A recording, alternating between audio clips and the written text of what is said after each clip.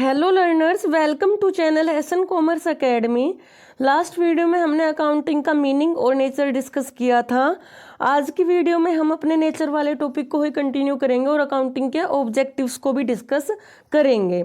और अगर आपको इस वीडियो के पीडीएफ चाहिए तो आप टेलीग्राम चैनल को सब्सक्राइब कर सकते हैं और उसका लिंक डिस्क्रिप्शन में दिया हुआ है। तो आइए कंटिन्यू करते हैं अपने टॉपिक के साथ। तो हम अकाउंटिंग के नेचर को डिस्कस कर रहे थे और हम जो टॉपिक पढ़ रहे थे वो था अकाउंटिंग इज एन आर्ट और साइंस।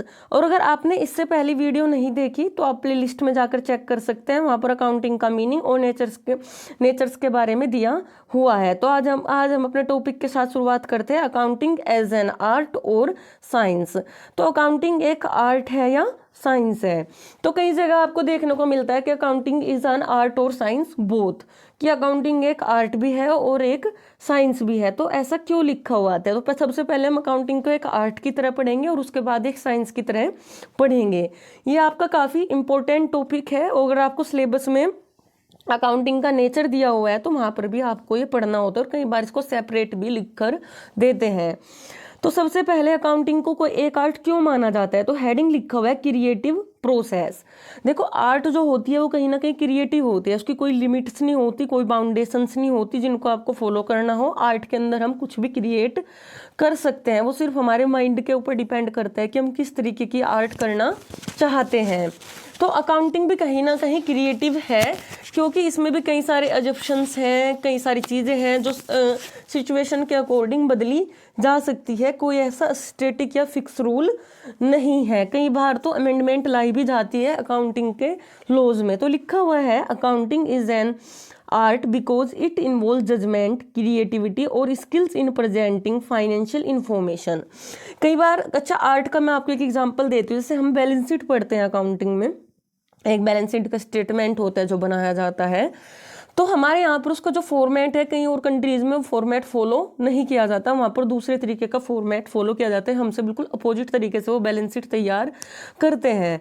तो कहीं ना कहीं डिपेंड करता है हमारे क्रिएटिविटी के ऊपर, हमारे माइंड के ऊपर कि हम किस तरीके से चीज़ों को करना चाहते हैं। उसके लिए कोई बाउंडेशंस नहीं है। Accountant use their knowledge to analyze, interpret, summarize data to make it meaningful and useful for decision making। तो क्रिएटिविटी कहीं ना कहीं अकाउंटिंग के अंदर रहती है। नेक्स्ट है applications of principles. Like art, accounting require the application of establish principle and guidelines to create financial statement. तो कहीं ना कहीं कुछ प्रिंसिपल्स भी क्रिएट किए गए हैं जिनको हमें अप्लाई करना होता है। और आर्ट में हमें चीज़ देखने को मिलती है कि कुछ फंडामेंटल प्रिंसिपल्स हैं जो एक आर्ट में फॉलो किए जाते हैं। नेक्स्ट जो आपका इस बात को क्लैरिफाई करता है कि अकाउंटिंग एक आर्ट है, वो है आपका पॉइंट सब्जेक्टिविटी। सब्जेक्टिविटी का मतलब होता है कि खुद का judgement. It involve making subjective decision such as choosing accounting methods, different methods of depreciation, estimating expense और वैल्यूइंग एसेट। सब्जेक्टिविटी का मतलब होता है जब कोई डिसीजन किसी स्टेट या मतलब स्टेटिक रूल के अकॉर्डिंग ना लिया जाकर अपने अनुसार, अपनी सोच समझ के जजमेंट के अनुसार लिया जाता है तो उसे हम सब्जेक्टिविटी बोलते हैं। तो अकाउंटिंग में भी ऐसा कई बार होता है, जैसे कि आपने अपनी एसेट को वैल्यूएट करना है, आपको अपने एसेट को वैल्यूएशन करना है कि किस तरीके से इनकी वैल्यू निकाली जाए। तो इसके कई अलग अलग तरीके हैं जो आप अपनी समझ के अनुसार चुन सकते हैं। तो इस वजह से इसमें सब्जेक्टिविटी देखने को मिलती है और इसलिए इसको एक आर्ट भी कहा जाता है, क्योंकि साइंस में ऐसा नहीं होता। लेकिन इसमें कुछ ना कुछ जो आपके फीचर्स हैं वो साइंस वाले भी पाए जाते हैं, तो इसलिए अकाउंटिंग को साइंस भी कहा जाता है। लास्ट में तो हम ये कह सकते हैं कि अकाउंटिंग एक साइंस भी है और आर्ट भी है। तो इसे हम एक साइंस की तरफ बढ़ने की कोशिश करते हैं। तो सबसे पहले लिखा हुआ है systematic process. Accounting is also considered a science because it follows a systematic or a structured approach to recording, classifying and analyzing financial transactions। तो अकाउंटिंग में कई सारे आपके फाइनेंशियल ट्रांजैक्शन को स्ट्रक्चर्ड वे में रिकॉर्ड किया जाता है। कुछ प्रिंसिपल्स भी हैं, कुछ आपके स्टैंडर्ड्स भी हैं जो बनाए गए हैं। तो एक सिस्टमेटिक प्रोसेस अकाउंटिंग हमारी है। नेक्स्ट, बेस्ड ऑन प्रिंसिपल और कॉन्सेप्ट। नेक्स्ट वही टॉपिक आगे, कुछ स्टैंडर्ड्स है जो अलग अलग इंस्टीट्यूट ने बनाए हैं और उन सबको अकाउंटिंग करते हुए वो सबको फॉलो करने पढ़ते हैं।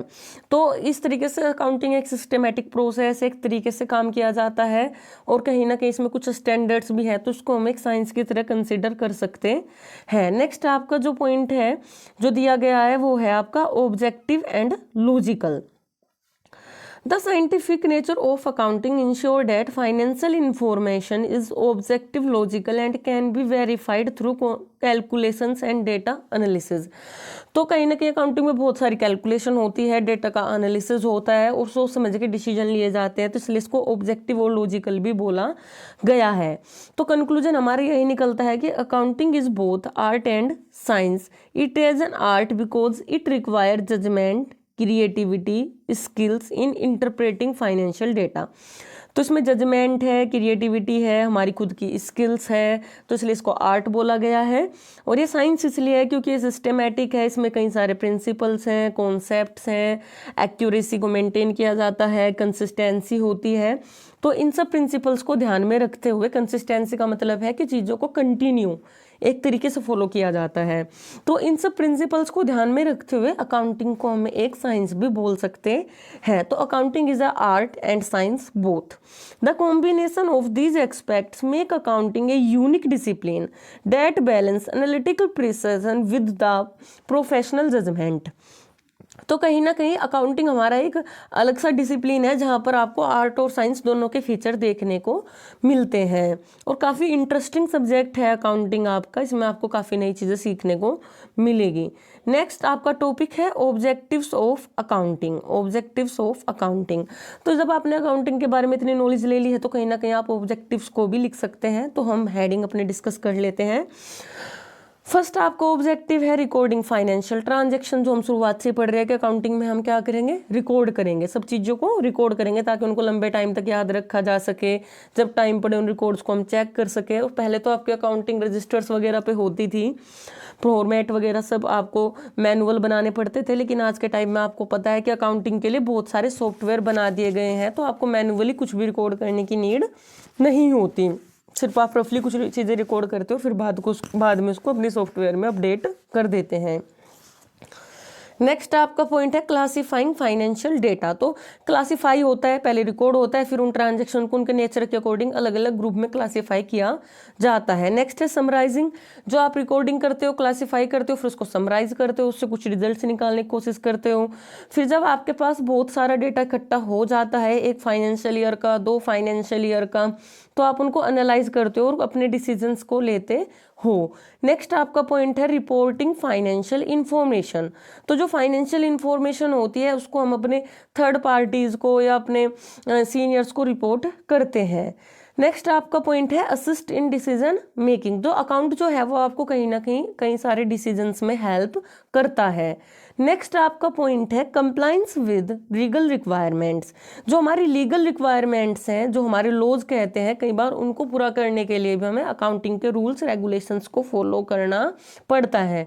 जैसे फॉर एग्जांपल आप टैक्स पे कर रहे हो, तो आपको जो अपने फाइनेंशियल स्टेटमेंट है वो आपको इंड AS की तरीके से या AS की हेल्प से मेंटेन करने पड़ेंगे, तभी उनको एक्यूरेट माना जाएगा। तो कई सारी लीगल रिक्वायरमेंट पूरी करने के लिए भी अकाउंटिंग जरूरी होती है। नेक्स्ट आपका पॉइंट है प्रोटेक्टिंग बिजनेस एसेट। तो हमारे बिजनेस एसेट को प्रोटेक्ट करने के लिए, इंप्रूव करने के लिए भी हम अकाउंटिंग करते हैं। प्लानिंग एंड बजटिंग, देखो जब भी हम फाइनेंस का यूज बिजनेस के अंदर करते हैं तो कहीं ना कहीं हमें चीज़ों को प्लान करना पड़ता है, अपने बजट्स बनाने पड़ते हैं, तो उसमें भी अकाउंटिंग हमें मदद करता है। हिसाब किताब की हेल्प से हम या पास्ट रिकॉर्ड्स की हेल्प से हम इजीली प्लानिंग और बजटिंग कर सकते हैं। नेक्स्ट आपका पॉइंट है providing information to stakeholder. अच्छा, स्टेक होल्डर एक वर्ड है, शायद आपने पहले भी पढ़ा हो। ये आपके 2 वर्ड होते हैं, एक आपका वर्ड होता है शेयर होल्डर और एक होता है आपका स्टेक होल्डर। तो इसमें कंफ्यूज नहीं होना है। शेयर होल्डर आपके वो होते हैं जो आपकी कंपनी में कैपिटल लगा के रखते हैं, और स्टेक होल्डर हम उन पार्टीज को बोल देते हैं जो किसी ना किसी तरीके से बिजनेस से जुड़ी हुई है, चाहे आपके एम्प्लॉयज हो, चाहे आपका मैनेजमेंट हो, चाहे आपके सप्लायर्स हो, कोई भी पार्टी जो आपके बिजनेस से रिलेट है या लिंक रखती है उसको हम स्टेक होल्डर बोल देते हैं, और इनके अंदर शेयर होल्डर भी आ जाते हैं। तो स्टेक होल्डर एक वर्ड है। तो अलग अलग स्टेक होल्डर्स को इन्फॉर्मेशन देने के लिए भी हम अकाउंटिंग से हेल्प लेते है। तो कहीं ना कहीं अकाउंटिंग आपके लिए बिजनेस में काफ़ी मददगार है। इससे आप अपने रिकॉर्ड मेंटेन कर सकते हो, उनके हेल्प से डिसीजन ले सकते हो और कई सारे काम में इस इंफॉर्मेशन का यूज़ आप कर सकते हो। आई होप आपको वीडियो समझ में आई होगी। अगर आपको कोई भी डाउट है तो आप कमेंट सेक्शन में लिख सकते हैं, या अगर आप नेक्स्ट किसी और टॉपिक पे वीडियो चाहते हैं तो उसका नाम भी आप कमेंट सेक्शंस में दे सकते हैं। Thank you.